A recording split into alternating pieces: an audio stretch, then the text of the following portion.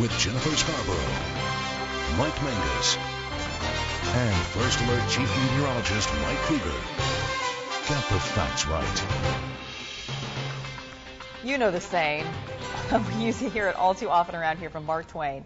Whiskey's for drinking, water's for fighting. But in the case of rural water districts, water's for stealing. The general manager of the Bella Vista Water District, David Coxey, told me for the past few years, as the summer marijuana crop gets closer to harvest and the streams dry up, growers turn to stealing water from rural fire hydrants.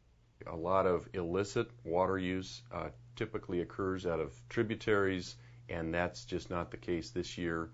So we do, in our rural setting, have a lot of water theft occurring at different hydrants, which are accessible. Anytime anyone tampers with a fire hydrant, it is the public water system, and it is a federal offense. And it's not just the Bella Vista Water District. Coxey told me it's a problem throughout the state. He says there's a right way to turn a hydrant on and off, and a wrong way. If it's done improperly, it can damage the system. And he says this is being done not only from people nearby, but water trucks are known to pull up to remote hydrants at night, get filled up with water, and then taken to marijuana gardens.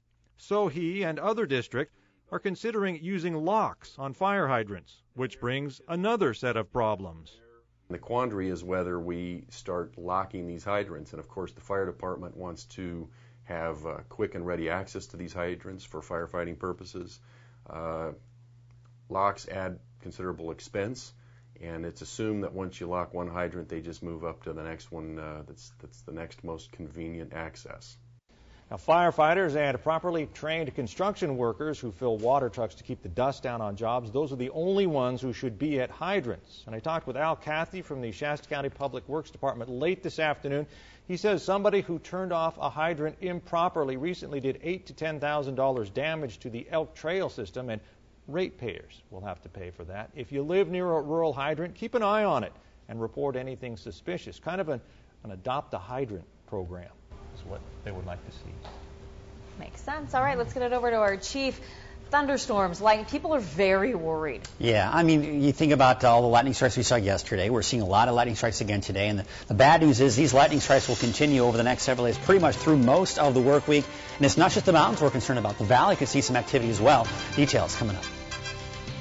Plus, 2 fights within days of each other outside a Reading bar. Tonight, we got our hands on some eyewitness video showing a fight that knocked one man out cold. KRCR News Channel 7's Shay Arthur looks into what police are doing to curb the violence in downtown.